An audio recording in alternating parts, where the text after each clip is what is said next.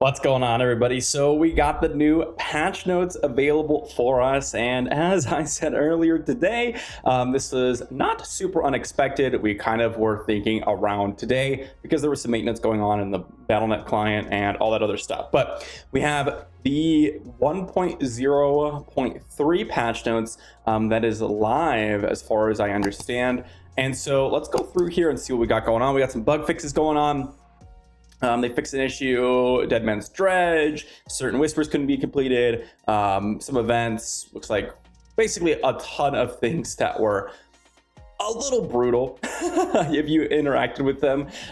So good to see that a lot of these bug fixes are fixed. There's still a bunch of other bugs that happen in the game. For example, when you open the map and you're walking, I still have a problem where, you know, you can't hover over icons, things like that. But it's nice to see a lot of the bug fixes happen. They also have a lot of gameplay fixes, things like equipment selected gems couldn't be mass salvaged. This is actually an annoying one. Unable to teleport to Saragar while in Saragar. Corpse tendrils will cause the corpse visual to disappear. Now, this is something I actually found myself playing the Necromancer recently, so nice to see that. And just essentially just a bunch of additional random skills that are fixed. I'm not going to go through all of them. I'll leave a link to this down below if you guys want to check out every single fix. Some local co-op fixes and some quest fixes and some UI fixes and some miscellaneous fixes. It just goes on and on and on. But here's where the cool stuff happens. We have the gameplay adjustments. So I want to keep this video relatively short because this is what we've got to focus on. Experience rewards. Significantly increase the experience for completed nightmare dungeons, or for completing nightmare dungeons. This is pretty important because from what I remember, it's about like 150k to complete, anywhere from like 80 to 150k from what I remember, on those lower tier ones, not like tier 80, tier 90, tier 100 or anything like that, but you know, around that like tier 30 to tier 60 point.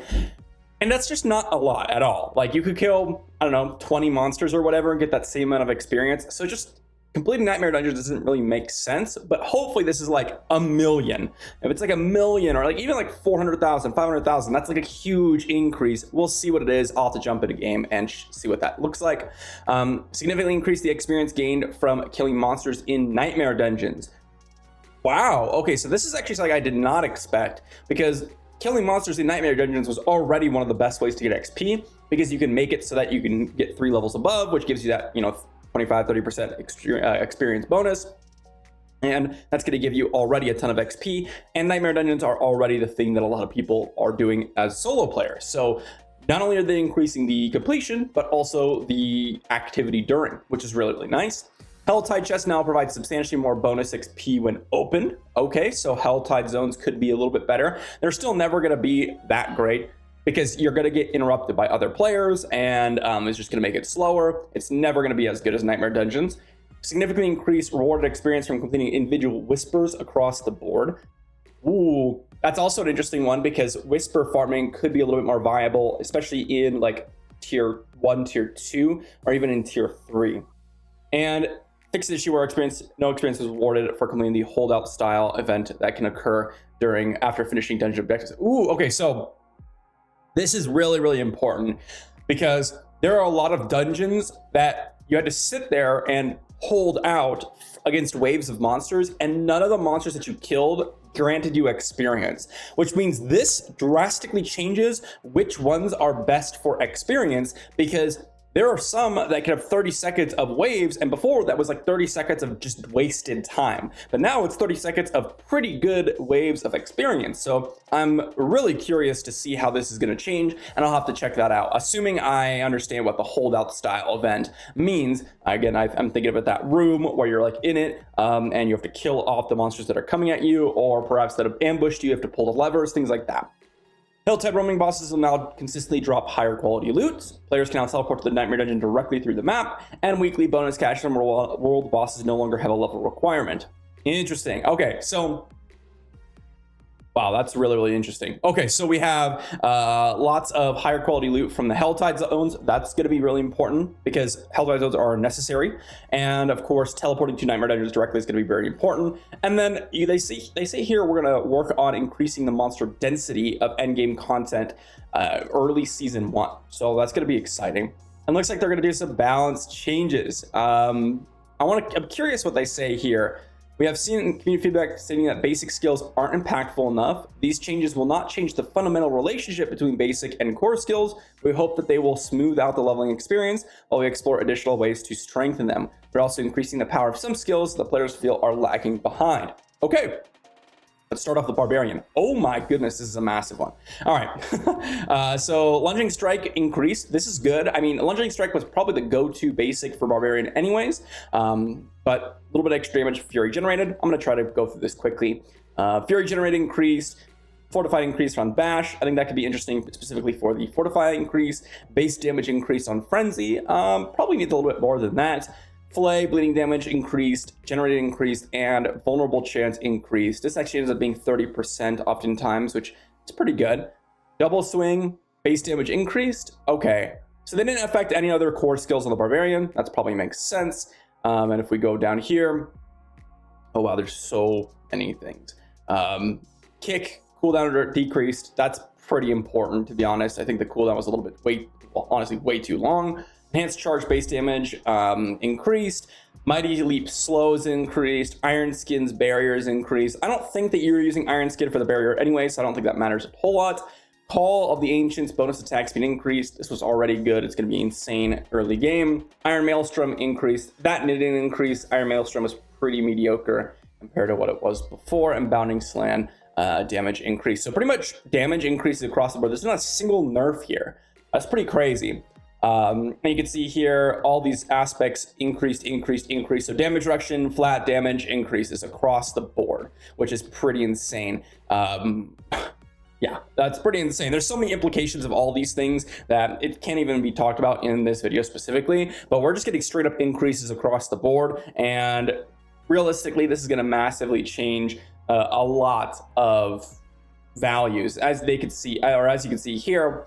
A 820 item power Bulkatho's Earthquake increases from, max at 3,400 to 3,700. So these are the ranges at which it increases as you go up the tiers of items, which is pretty nice. So overall, Barb, just massive increases across the board. So we'll see if that's the case for every class. Druid, oh man. Again, we're just a base damage increasing, spirit generation increasing, lots of options there. Duration increasing. So I think generally speaking, we're just getting cooldown reduction increasing, damage increasing, and overall just effectiveness for every single class. I don't really think, based on what I'm seeing here, Hurricane's base damage is massively increased. That's pretty important. Lacerate's base damage has been increased pretty decently. Petrify's critical strike damage bonus. There's a few things that are pretty important in here. I think Hurricane's probably the most notable increasing of damage, and the lucky hit chance on the wolves is probably pretty nice. Other than that, they're just minor increasing the basic category, which could mean a lot as well. And they've also increased some passives for the Druid.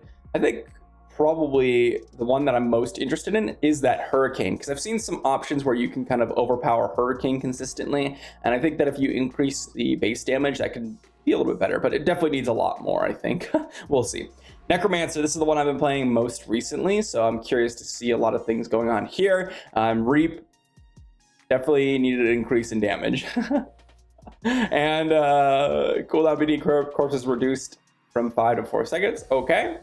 Decompose increased, corpse generated increased, base damage on hemorrhage has been increased, bone splinters damage has been increased. That's interesting to me. Bone splinters felt like a very strong basic. So when you're buffing hemorrhage and you're buffing bone splinters is still going to be the go-to because it's already so strong. But Sever has been increased, Bloodlance has been reduced in terms of overpower requirement, Bone Prison, cooldown reduction, Iron Maiden damage increase, Corpse Sigil's chance to spawn a Blood Orb increase. This is actually pretty useful for a lot of different builds. I've been using it recently.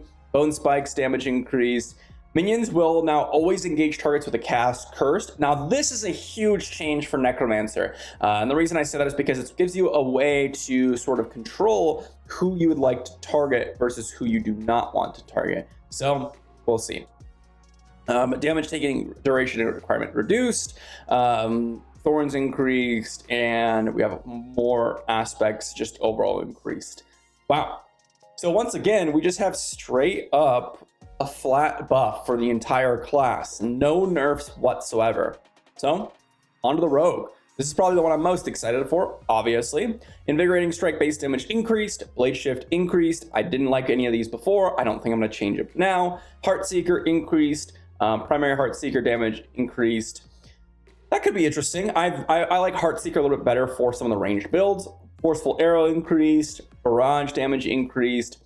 I don't know if this is enough to really put barrage in the conversation for some of the best builds, but Caltrops chill increased, smoke grenades cooldown decreased, rain of arrows cooldown decreased, volleys damage increased. Wow. Okay.